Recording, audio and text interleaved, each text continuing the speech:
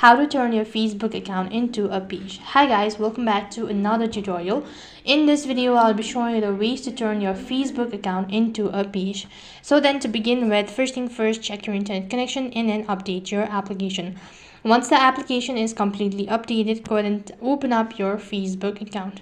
Once you're logged in, it's going to take you to this kind of interface here. So tap the profile icon from the top left hand side corner.